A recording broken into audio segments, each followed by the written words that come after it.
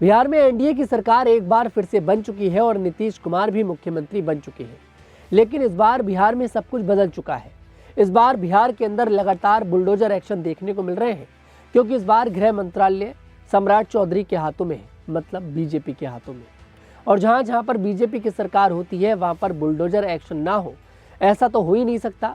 चाहे बात आप उत्तर प्रदेश की कर ले, दिल्ली की कर ले, असम की कर ले, कहीं की भी कर ले, लेकिन बुलडोजर एक्शन लगातार देखने को मिलते हैं, क्योंकि यहाँ पर बीजेपी की सरकार है।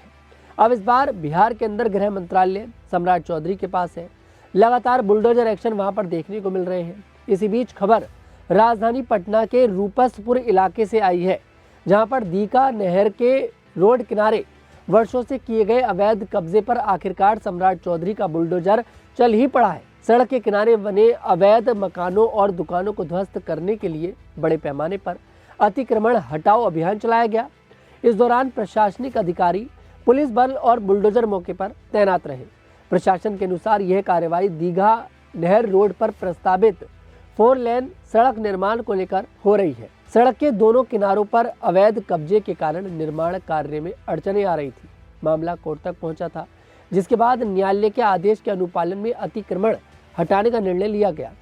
प्रशासन का कहना है कि विकास कार्यों को समय पर पूरा करने के लिए यह कदम जरूरी हो गया था।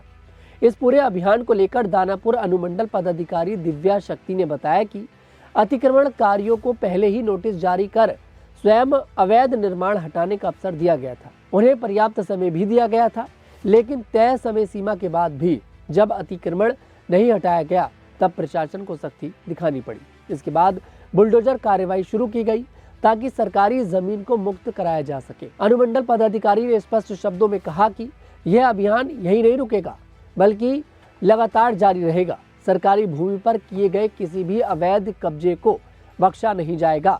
प्रशासन ने आम लोगों से अपील की है कि वे स्वेच्छा से अतिक्रमण हटा लें, ताकि सख्त कार्रवाई से बचा जा सके। इस अभियान के बाद इलाके में 4 लेन सड़क निर्माण का रास्ता साफ होने की उम्मीद जताई जा रही है। वैसे अगर एक तरफ देखा भी जाए तो सरकार ये सब कुछ जनता की भलाई के लिए कर रही है, क्योंकि आपको बता दें ये पूरा वो इलाका है जहां पर काफ़ी ज़्यादा जाम रहता है और सड़क के दोनों किनारे अगर देखा जाए तो लोगों ने सरकार की ज़मीन पर मकान बना लिए हैं। सवाल मैं आपसे पूछता हूँ कि अगर आपकी ज़मीन है तो क्या आप किसी को उस पर मकान बनाने देंगे? तो फिर सरकार अपनी ज़मीन पर अवैध निर्माण क्यों बर्दाश्त करे? सरकार ने इतने सालों से इन अवैध निर्माणों को बर्दाश्त किया, यही अपने आप में बहुत बड़ी बात है। लेकिन अब मामला सम्राट चौधरी के हाथों में है।